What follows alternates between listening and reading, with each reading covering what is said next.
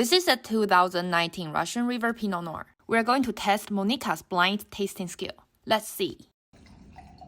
So first I'm going to start with the assessment of color, and this is a pale ruby color with just a hint of garnet, which is telling me that this is a thin skin grape varietal. Pinot Noir, Grenache, possibly Sangiovese. Now I'm moving to the nose. Red cherry, strawberry, cranberry. Now I'm going to move to the structure. This is a dry wine, high acidity, medium tannins. The tannins are fairly ripe as well. So I'm certain now that this is a Pinot Noir grape variety, and I'm trying to place it ripe fruit quality on the nose with just a hint of jamminess that often takes me to Russian rivers. It's 2019, there is that hint of the garnet on the rim, which takes me to a little bit of aging. You did